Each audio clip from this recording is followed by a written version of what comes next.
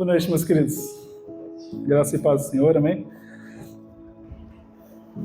Eu nunca me canso de dizer que é, para mim, sempre uma alegria ter a oportunidade de poder trazer a palavra, trazer a mensagem. E, glórias a Deus, a cada vez que eu venho aqui eu já estou ficando menos nervoso. Já me dá menos dor de barriga, já... Mas, amém, é isso aí. A mensagem que eu tenho para trazer hoje à noite é uma mensagem que eu tinha pensado, né, eu tinha me sentido inclinado a falar sobre isso no começo do ano, quando eu trouxe aquela mensagem sobre os 3 votos para esse ano. Eu tinha pensado em incluir esse tema de hoje como um voto. Mas Deus é o verdadeiro cabeça, Ele é o verdadeiro líder, e aconteceu que mudou um pouco. Eu acabei deixando esse item de fora, mas dessa vez eu olhei muito sobre isso essa noite e senti de Deus que era uma boa oportunidade de falar sobre esse assunto. O tema da mensagem dessa hoje é: não seja um voluntário. E espero que no mínimo gere um pouco de curiosidade, assim, o que quer dizer isso, né? Não ser um voluntário, o que isso pode significar? E antes de eu pedir para vocês abrirem, né, a Bíblia de vocês em alguma passagem, eu gostaria de contar uma rápida história. A história de um missionário. Talvez foi um dos missionários mais importantes das missões modernas, junto com William Carey, junto com Hudson Taylor, que evangelizou a China. Queria contar rapidamente a história de um missionário chamado David Livingstone. Alguém aqui já ouviu falar desse homem, desse missionário? Amém, que bom. Esse missionário foi um homem de Deus. Ele nasceu numa família bem pobre na Irlanda, naquela época ainda sob forte domínio da Inglaterra, da coroa britânica, e ele era de uma família bem pobre. Ele passou a infância dele trabalhando em campos de algodão. Desde os 10 anos de idade ele já trabalhava 10, 12 horas por dia, mas o pai dele era professor de escola dominical. Então ele cresceu, ele passou a vida inteira dele ouvindo a mensagem, ouvindo a palavra de Deus, e cresceu desenvolvendo um amor profundo pelo Senhor. Tanto que, já depois de jovem, adulto, ele teve a oportunidade de ouvir uma mensagem de um missionário chamado Robert Moffat. Era um missionário da Escócia. Ele estava contando sobre as missões dele na África e de como tinham tantas regiões na África onde o evangelho nunca tinha chegado. Tantas regiões da África onde nunca tinham ouvido o nome de Jesus, nunca. E imediatamente o coração do David Livingstone pensou: eu quero ir lá. Eu quero ser alguém que vai entrar no coração da África e levar a mensagem do Evangelho. Então ele já se associou à missão lá da Inglaterra, começou a receber um treinamento médico, e ele, aos 28 anos, então, ele entrou na África. Imediatamente ele começou a aprender o idioma deles, começou a traduzir a Bíblia para o idioma dos indígenas africanos. E o plano dele era cruzar o rio Congo e o rio Zimbeze de uma ponta a outra, cruzar o continente africano de uma ponta a outra.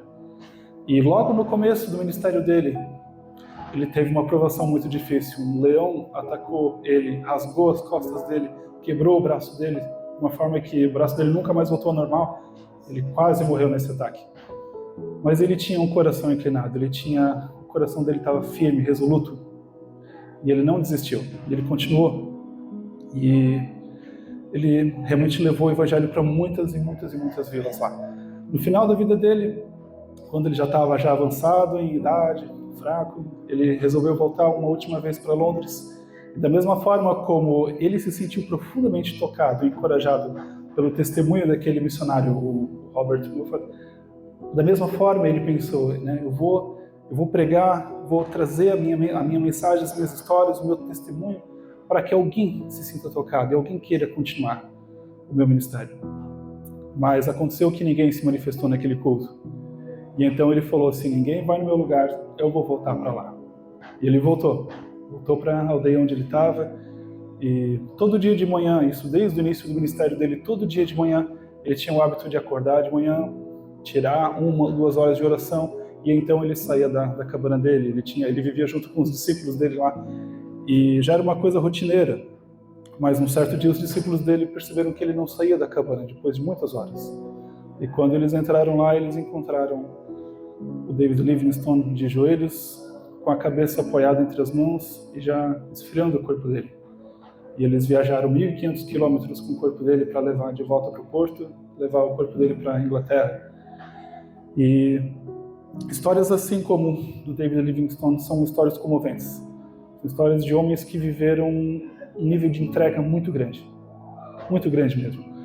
Como poucos realmente, talvez, nessa era moderna se dispuseram. E talvez a pergunta que fica é que lições a gente tira da vida dele? Um homem que ouviu o seu chamado, um homem que era apaixonado por almas, um homem que resolveu ouvir o chamado do Senhor, levar a palavra de Deus aonde não havia chego ainda. Tudo isso pode ser verdade, mas muito antes dele chegar à África, havia algo nele que tornou ele realmente disposto a tudo isso, que tornou ele realmente com o coração inclinado. Deus, quando chama a gente, Ele não já apresenta todo o plano dele, dizendo, meu chamado para ti vai ser assim, tu vai para tal lugar e vai acontecer grandes coisas. Ele chama, e se o nosso coração estiver sensível, a gente corresponde ao chamado dele. E é sobre isso que eu gostaria que a gente se aprofundasse essa noite. Se vocês podem abrir a Bíblia de vocês em 1 Coríntios, capítulo 7, no versículo 22.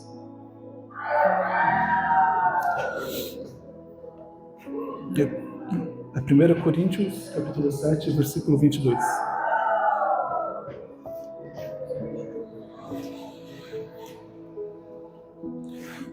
A palavra de Deus diz assim: porque o que foi chamado no Senhor, sendo escravo, é liberto do Senhor. Semelhantemente, o que foi chamado, sendo livre, é escravo de Cristo. Antes da gente continuar, eu vou pedir para que vocês inclinem a cabeça de vocês. Vamos buscar o Senhor, vamos orar, vamos entregar o resto dessa noite ainda diante dele, para que ele realmente esteja ministrando aqui. Amém? Senhor Deus e Pai, nós queremos como igreja agora, como os teus filhos, como tua noiva, entregar essa noite diante de ti, Senhor. E clamar a ti, Deus, que o Senhor ministre aos nossos corações essa noite, Pai. Ó Deus, que se cale toda a voz humana, que se cale toda a carnalidade aqui, mas que se ouça apenas o Teu Santo Espírito aqui essa noite, Pai. Fala os nossos corações, Senhor. Nos livra, Senhor, de distração, nos livra, Senhor, de que a Tua Palavra não encontre um solo fértil essa noite, Pai, mas que realmente nós possamos ser transformados por Ti essa noite, Pai. Que nós possamos ser transformados pela Tua Palavra essa noite, Pai. Nós queremos ser cada vez mais parecidos contigo, Jesus. Nos transforma essa noite, Pai, em nome de Jesus. Amém? Quando eu leio essa passagem que Paulo escreve em Coríntios, que nós somos escravos de Cristo, isso às vezes pode parecer, poxa, escravos, é um termo, porque não colaboradores de Cristo, ajudantes de Cristo, mas escravos de Cristo. Mas de fato, se a gente começa a ler os evangelhos, as cartas de Paulo, a gente percebe que Paulo se identifica várias vezes. Quando ele começa a carta de Romanos, ele fala, Paulo, servo de Cristo. Depois, quando ele escreve para Tessalonicenses, a mesma coisa, Paulo, servo de Cristo. Quando Tiago escreve, ele também se identifica como servo de Cristo. Quando Judas escreve, ele também se identifica, Judas, servo de Cristo. Mas o interessante é que, se a gente olha o original grego, como foi escrito, eles usam a mesma palavra que foi escrito aqui em 1 Coríntios, escravos de Cristo, é a mesma palavra que eles usam para se descrever. Paulo, escravo de Cristo, Tiago, escravo de Cristo, Judas, escravo de Cristo. E isso define o que realmente nós somos. Mas a verdade é, por que eles usam esse termo? Se a gente procurar a definição do que é um escravo, a gente encontra que o escravo é aquele que, privado da sua liberdade, está submetido à vontade de um senhor, a quem pertence como propriedade. Olha só, isso é um pouco até estranho de pensar, Hoje em dia, escravidão é uma coisa que não tem tolerância, foi abolido, é crime. Então a gente pensa, a gente ser escravos de Cristo, alguém que perdeu a liberdade, que tem que obedecer a um senhorio de outra pessoa. Mas a gente precisa começar a analisar por que o que significa o senhorio de Deus nas nossas vidas. E qual é essa condição de servos em que a gente se encontra? A gente precisa começar a entender que a Bíblia nos ensina sobre isso através da redenção. Quando a gente olha para a palavra de Deus, a gente encontra a palavra redenção, redentor, mas muitas vezes a gente não para pensar o real significado disso. A gente entende que o plano de salvação acontece através da redenção e, muito bom, mas a gente fica, mas redenção, eu nunca parei para pensar direito o que significa isso, né? O que é redenção? A palavra redenção é um ato praticado pelo Redentor. Aí tu pensa, Redentor, beleza, né? Cristo Redentor, né? Tem lá no Rio de Janeiro, mas eu também nunca parei para pensar direito o que é um Redentor. O Redentor é aquele que pratica a redenção. Mas esse termo não foi inventado quando Jesus veio como nosso Redentor. É um termo que já existia antes. E se a gente parar para analisar o Antigo Testamento, o que era a redenção antes de Cristo Jesus? Antes da gente ser alcançado pela redenção através de Cristo, o que era uma redenção? Quem que se tornava um Redentor antes de Jesus? Para isso eu gostaria que vocês abrissem a Bíblia de vocês em Levíticos. Remidor, é verdade?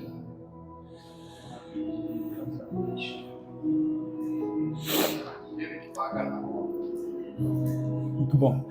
Levíticos 25, de 25 até 28. Quando a gente pensa em redenção, muitas vezes a primeira coisa que vem à nossa mente é o perdão dos nossos pecados, nossa salvação. Assim como o pastor e o Gerson falaram, uma grande definição para redenção é resgate. É um preço pago. E quando a gente olha realmente para o Antigo Testamento, ele nos ensina que a redenção era o ato de resgatar alguém através de um pagamento. Vamos acompanhar aqui em Levíticos 25, de 25 até 28.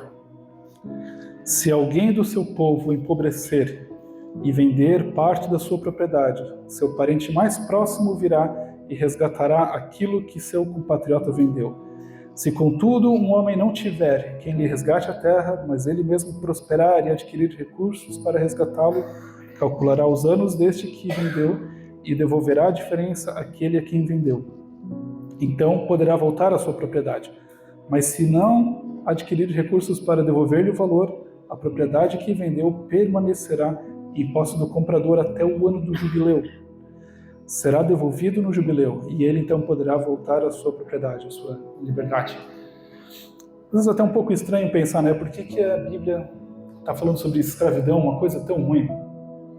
Mas a verdade é que quando Deus dá uma lei, Ele não necessariamente está apoiando aquilo, mas Ele está tentando regular uma coisa ruim que está acontecendo. A gente vê Moisés falando, né, sobre divórcio. Divórcio nunca foi plano de Deus, mas ele apresentou uma regra para regular. Ele regulou. No Antigo Testamento, a gente vê, né, o Antigo Testamento falando sobre a poligamia, também nunca foi um plano de Deus, tanto que mais tarde ela realmente é abolida. Mas esse texto ele mostra para a gente uma situação que era muito comum, uma situação de escravidão, de alguém que contraiu uma dívida tão grande que não conseguia dar conta dela. E diferente dos tempos de hoje em dia, né, que tem recuperação judicial, né, e concordata, e maneiras de conseguir quitar dívida com mais flexibilidade. Naquela época, se você não tinha dinheiro para quitar a sua dívida, ou você ia preso, ou você virava escravo do seu fiador. E isso acontecia com muita frequência ali naquela época. A gente vê no livro de 2 Reis, aquela viúva do profeta que faleceu, e ela vem procurar outro profeta porque o que morreu, o falecido, deixou dívidas e os filhos dela estavam para ser levados como escravos. Então a gente vê isso acontecendo, era uma coisa frequente. E o que acontecia? A palavra que fala que se, por exemplo, um parente meu foi levado como escravo e eu conseguia o valor para conseguir resgatar ele, para pagar o preço que ele devia, isso era redenção. E eu me tornava um redentor dele. Eu pagava o preço que ele devia. E então, isso não abolia necessariamente a escravidão dele, mas eu transferia o senhorio. Ao invés daquele escravo pertencer a um senhor que antes era o fiador dele, era quem ele devia, agora ele passa a ser o meu servo. E isso, a palavra fala, independente do quanto ele devia, independente de qual era o valor, ele deveria servir por 6 anos. Então, no 7º ano, ele deveria ser livre. Mas uma coisa, e agora eu quero que vocês prestem bem atenção, uma coisa interessante. Uma coisa que acontecia naquela época era que se o servo entendia que aquele valor era muito grande, que 6 anos não poderiam significar assim o pagamento ou quitar dívida, ou se mesmo ele encontrava naquele senhor um senhor gentil, ou se mesmo ele se casava e tinha filhos, se ele não via sentido em sair da servidão daquele senhor, depois dos 6 anos os dois poderiam procurar um juiz, e então na porta de entrada eles pegariam um prego e furariam a orelha do servo, não igual como eu tenho aqui, mas furariam com um prego, e então aquele servo se tornaria um servo permanente, um escravo por amor, um escravo para sempre daí. Isso vocês podem acompanhar, isso está em Êxodo 21, de 1 a 6, eu vou ler rapidamente aqui. São estas as leis que você proclamará ao seu povo. Está em Êxodo 21, de 1 a 6.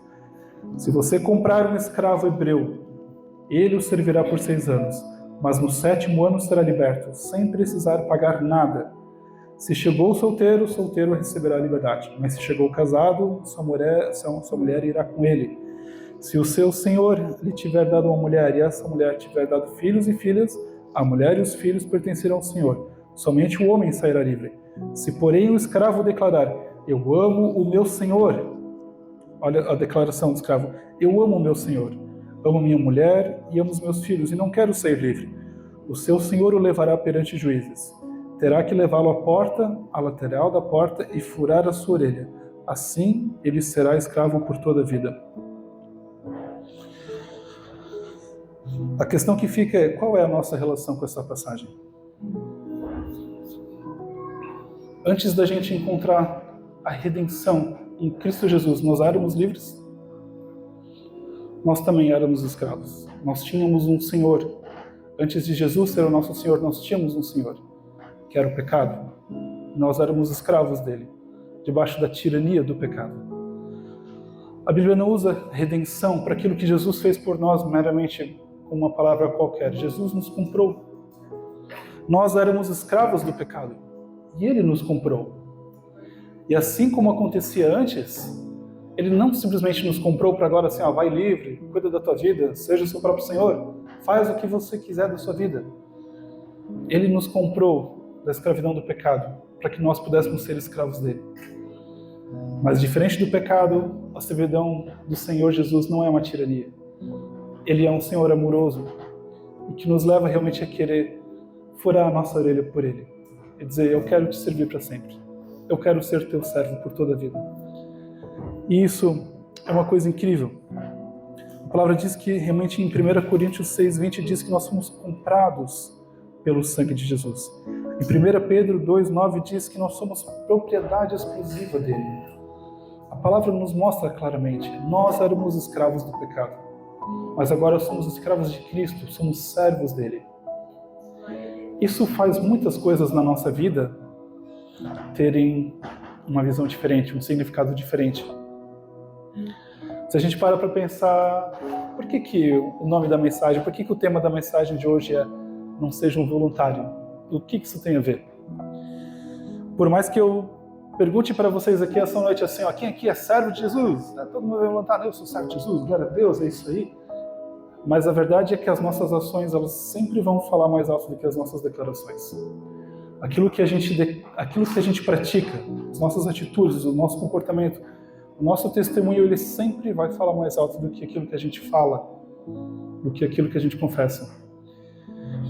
Eu gostaria que a gente tirasse um tempo agora para pensar e analisar se as nossas atitudes nos revelam como um servo fiel, um escravo por amor de Cristo Jesus, ou meramente como um voluntário. E eu não estou falando de voluntário como se fosse uma coisa ruim, mas o voluntário, se a gente olha a definição, o voluntário é livre de obrigação. O voluntário, ele se move sem responsabilidade nem compromisso, apenas pela sua própria livre vontade.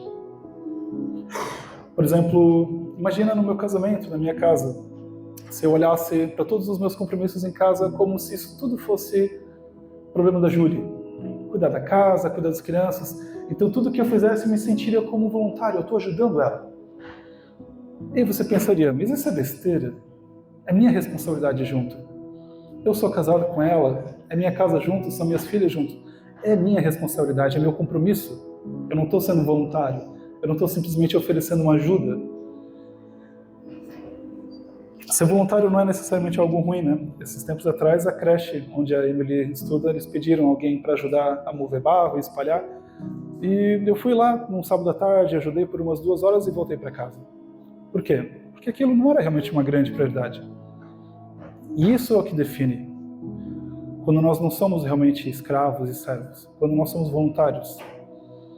É quando a nossa prioridade de servir está lá embaixo. Vem depois de muitas outras coisas na nossa vida.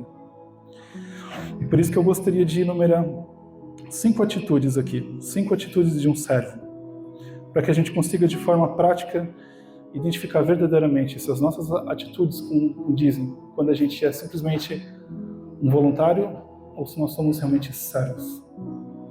Esse quase ia ser o título da mensagem de hoje, 5 atitudes de um servo. Mas eu pensei melhor e pensei, não, vamos deixar como não seja um voluntário. A primeira atitude é que o voluntariado é algo que você faz e o servo é algo que você se torna. Quando eu sou um voluntário, isso vem depois de muitas outras prioridades na minha vida. Isso vem depois da minha carreira, isso vem depois dos meus objetivos pessoais. Muitas coisas vêm na frente. E eu só decido ajudar, me envolver com alguma coisa quando isso tudo passa a ser nem secundário, quando passa a ser uma terceira ou quarta prioridade, quando isso não tem muita urgência na minha vida.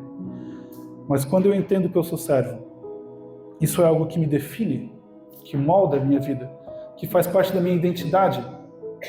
Quando eu entendo que eu não sou um voluntário, eu sou um servo, eu entendo que isso é uma grande prioridade na minha vida. Eu não vou entrar numa profissão, eu não vou estabelecer uma carreira na minha vida que me atrapalhe como servo de Cristo Jesus. Eu não vou me casar com alguém que atrapalhe a minha missão, o meu chamado, que atrapalhe a minha vida como servo de Cristo. Eu não vou criar uma rotina na minha vida que atrapalhe a maior prioridade da minha vida, que é realmente ser um servo de Cristo Jesus. Essa é a primeira atitude de um voluntário, a primeira atitude de um servo. A segunda atitude de um servo é que voluntários focam no que eles mesmos estão dando e os servos focam no que Jesus deu. E para ilustrar melhor o que isso significa, eu gostaria de lembrar de uma história muito conhecida também, que são de 2 irmãos morávios. No século XVII, a Morávia, ela passou por um avivamento impressionante. O Espírito de Deus caiu sobre aquela região e a igreja lá foi tomada realmente assim por uma entrega. Foi, acho que no século XVII, com certeza, a igreja da Morávia foi a igreja que mais enviou missionários ao longo do mundo inteiro. Mas especificamente na Índia, ali no século XVII também a Índia estava debaixo da colonização da Inglaterra e existia uma ilha específica que ficava perto da Índia. E essa ilha ela pertencia a um senhor que era ateu, não só ateu, ele era antiteísta mesmo. Ele não queria nenhum missionário lá, não queria saber de Deus. E aquele senhor, ele comprava escravos, ao ponto de que ele chegou a ter 3.000 escravos naquela ilha, trabalhando para ele. E então tiveram 2 irmãos da igreja da Morávia, os irmãos morávios, que eles entenderam que a única forma que eles conseguiriam alcançar aquelas 3.000 vidas seria se eles mesmos se vendessem como escravos para chegar até aqueles homens e mulheres. E isso foi uma atitude radical, uma atitude extrema. Não era como se eles simplesmente tentassem entrar lá como missionários e sair a hora que eles quisessem. Eles estavam tomando uma atitude sem volta. E diz que na partida deles, quando eles estavam já dentro do navio, e no porto estava a igreja, estavam os familiares, todo mundo comovido pela atitude deles, de eles terem se vendido como escravos, para poderem ter acesso àquelas pessoas, para poder realmente pregar e trazer a palavra. O registro diz que eles olharam para toda aquela multidão e disseram assim, que através das nossas vidas, o cordeiro que foi imolado receba a recompensa. Receba a recompensa pelo seu sacrifício. Isso é uma coisa que comove. Mesmo eles tendo assim um nível de entrega tão grande, eles se venderam como escravos para sempre. E mesmo assim eles não estavam querendo assim, olha o que a gente está fazendo, gente. Olha que demonstração de amor por Deus. Não, eles estavam dizendo, olhem para Jesus. Não chorem pelo que a gente está fazendo. Olhem para Jesus. Olhem para tudo que Ele fez. E essa é a atitude de um servo. A atitude de um servo não é olhar, olha o quanto que eu estou fazendo. Olha o quanto que eu estou me doando. Mas a gente olha para Jesus, olha tudo que Jesus fez por nós. Olha o sacrifício dele na cruz. Isso me comove. Isso me comove. A terceira atitude de um servo é que voluntários são sempre sensíveis ao tempo disponível e servos são sensíveis à necessidade. Como eu já falei antes, a prioridade do voluntário não é muito alta. Então ele sempre vai dar um jeito de dizer, olha, eu só vou poder fazer isso aqui. Eu só tenho tempo para fazer isso aqui. Mas realmente o servo de verdade, ele vai olhar e vai dizer qual é a necessidade. Eu vou dar um jeito de conseguir. Nem que eu tiver que abrir mão, nem que eu tiver que fazer um sacrifício, mas se essa é a necessidade, eu tenho um compromisso, eu sou responsável junto, eu quero me envolver. E o servo entende realmente qual é a real necessidade, faz de tudo que está ao seu alcance para fazer parte, mesmo se tiver que fazer sacrifícios. A quarta atitude do voluntário é ser visto e reconhecido, mas a atitude do servo é que o Senhor seja visto e glorificado. Isso realmente é que nem o pastor André sempre vive dizendo, né, entre o paradoxo daquele que quer de ser visto e do ser visto, não é mesmo? E muitas pessoas, na realidade, acabam fazendo coisas boas, acabam fazendo um trabalho voluntário, acabam ajudando simplesmente para depois poder postar alguma coisa, fazer parecer como se fosse o salvador da pátria, poder causar, poder dizer, olha, tu tá vendo aquilo lá? Eu ajudei, fui eu que fiz aquilo. Simplesmente poder ser visto, ser reconhecido, receber glória.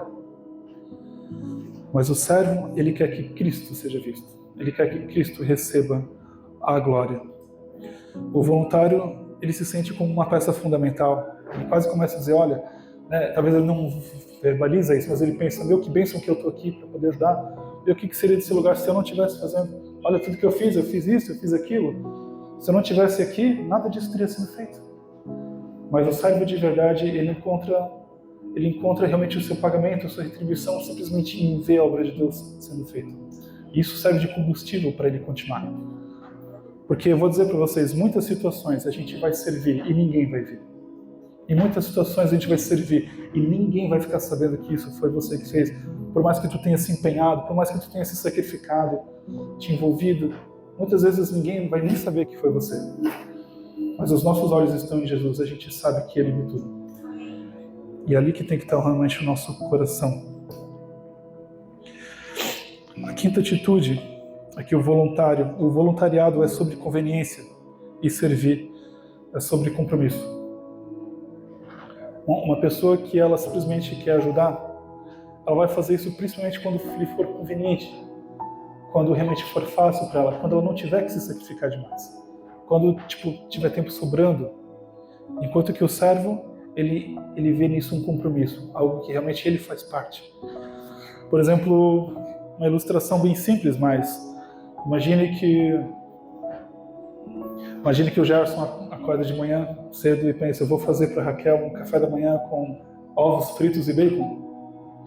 Isso não é uma indireta, tá? Isso é só uma ilustração. Ovos fritos e bacon. Agora eu perguntaria assim, quem foi que se sacrificou mais, a galinha ou o porco? A galinha se envolveu, mas o porco estava realmente comprometido com a causa.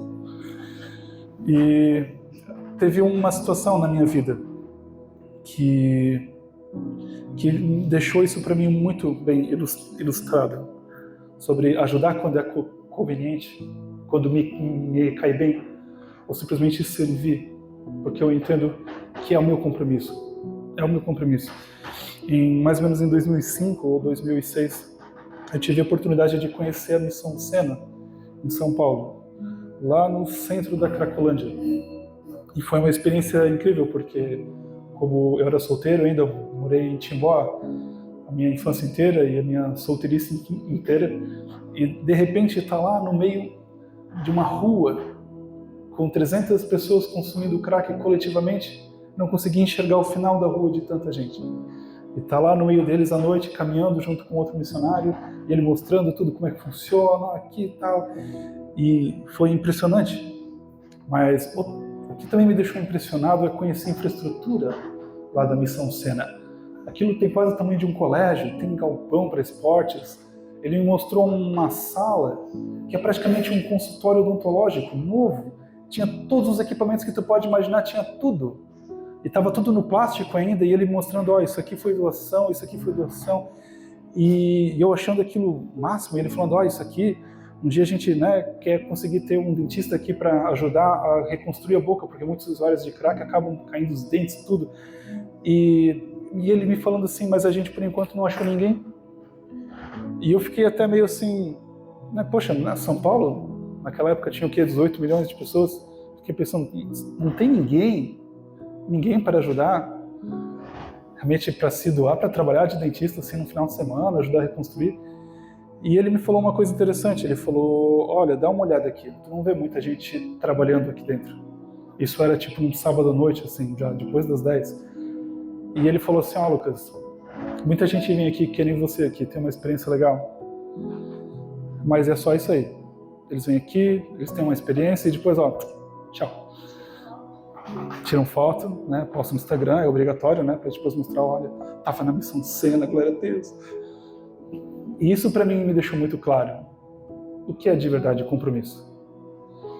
O compromisso ele vai além de tudo que pode ser sacrificial na nossa vida. O compromisso ele vai além do que é simplesmente confortável para nós, do que não nos custa nada. Ele envolve o nosso tempo, envolve os nossos recursos, envolve a nossa vida toda. Isso é uma coisa que a gente precisa entender.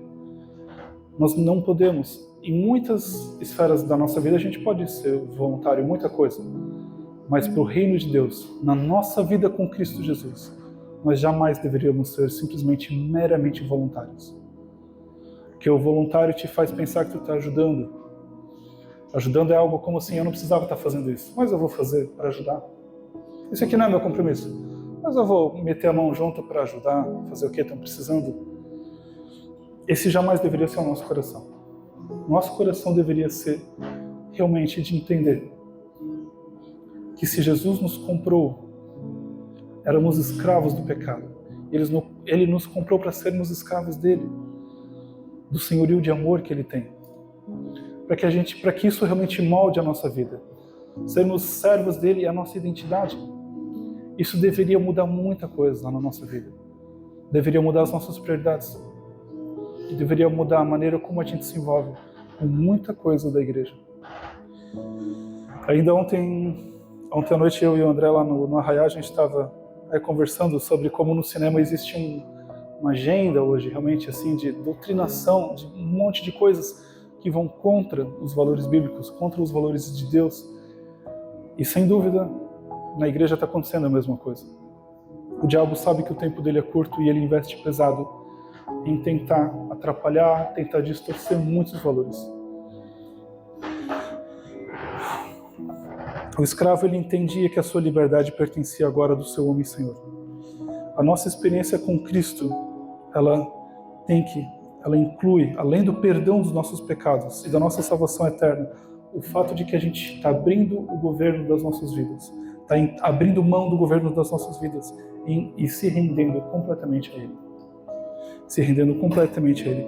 Romanos 10, 9 e 10. Se vocês quiserem abrir também, é um texto bom, um texto interessante. Romanos capítulo 10, versículos 9 e 10.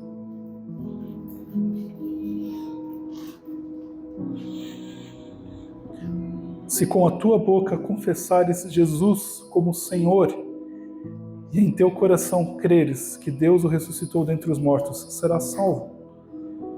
Porque com o coração se crê para a justiça e com a boca se confessa a respeito da salvação.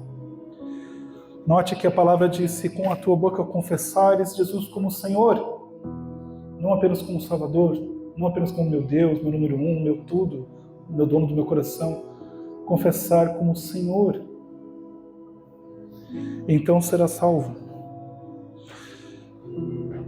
O entendimento de Jesus como Senhor das nossas vidas tem sido roubado da gente nessa geração.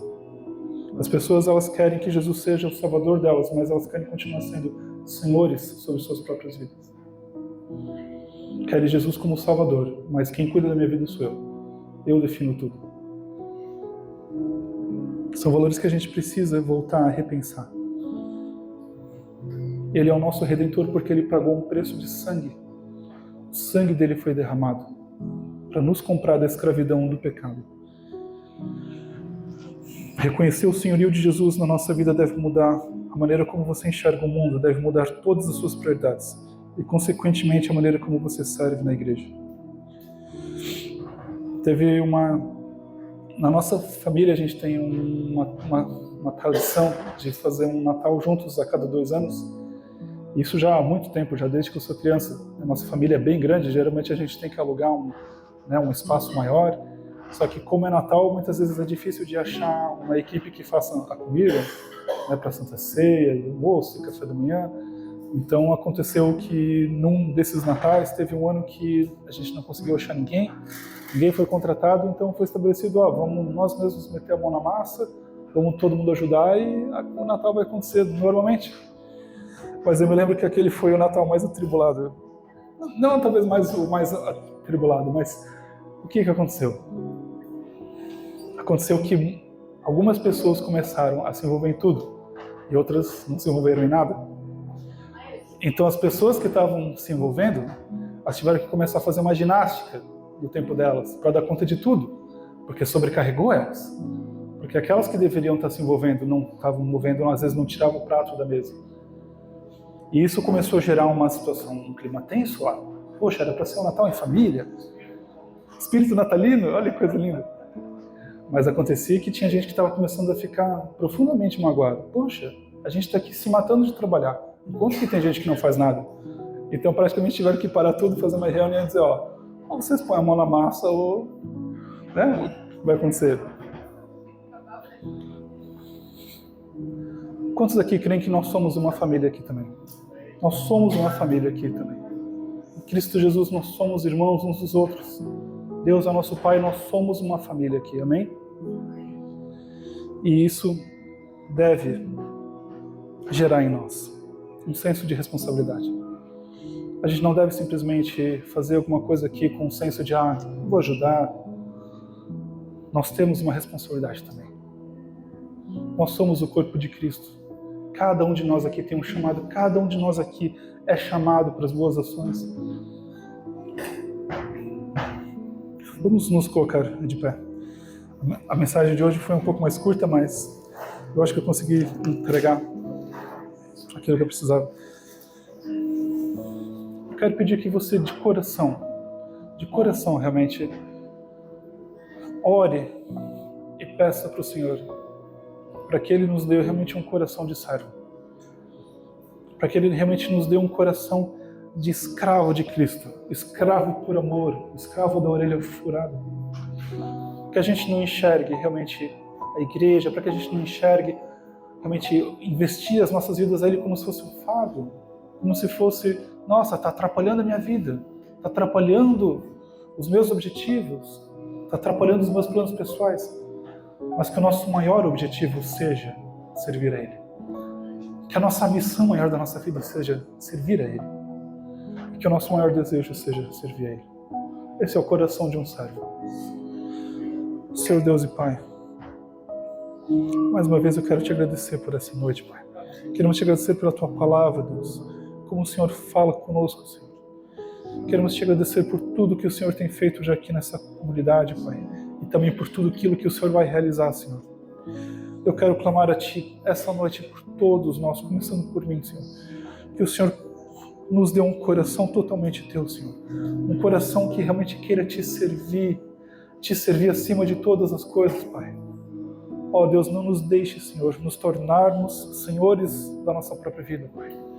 Não nos deixe, Senhor, que esse valor se perca nas nossas vidas, Pai. Existe tanta coisa invertida hoje em dia no mundo afora, mas não permita que a Tua palavra seja invertida nas nossas vidas, Pai.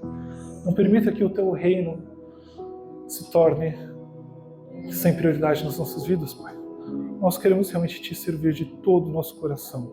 Nós queremos entregar os melhores anos da nossa vida a Ti, Senhor. Nós queremos entregar o melhor que nós temos para Ti, Senhor. Nos ensina, Pai.